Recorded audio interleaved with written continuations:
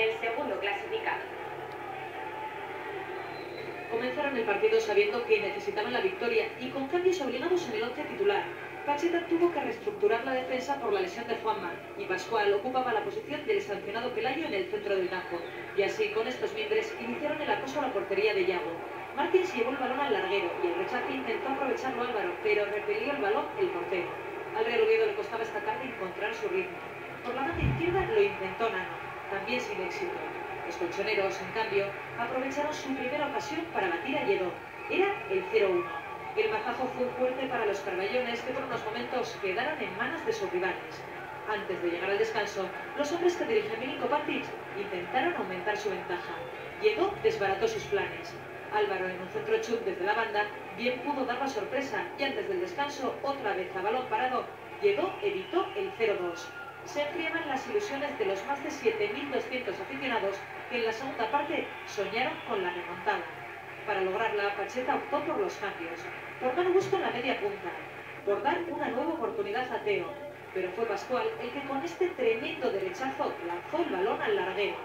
Segunda madera de una tarde fría en la que la mejor noticia fue la reaparición de Candela tras más de 3 meses lesionado. Los azules pusieron toda la carne en el asador, lo intentaron por activa y por pasiva, pero hoy en el Carlos Tartiere la fortuna era esquiva. Y así en el minuto 85, en una contra, llegó un nuevo jarro de agua fría. Pedro logró el 0-2, el resultado definitivo, demasiado castigo. Con su tanto terminaba la racha de victorias consecutivas en el Carlos Tartiere. El Municipal obetense deja de ser un fortín. El Oviedo no perdía en casa desde el pasado mes de septiembre, todo un récord. La derrota de hoy deja a Pacheta contrariado. El técnico burgalés ha calificado de injusto el resultado de este partido. Tampoco ha querido hacer mención a la labor del colegiado. Hemos pagado muy caro medio error y nos ha hecho muchísimo daño el 0-1.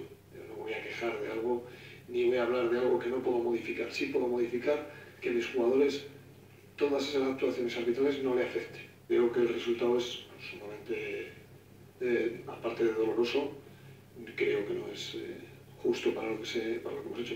Bueno, la verdad es muy incómodo jugar contra un equipo como Oviedo.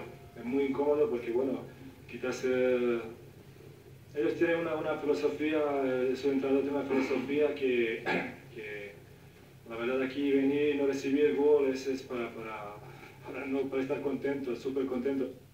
Empate a 0 en Miramar entre el Marino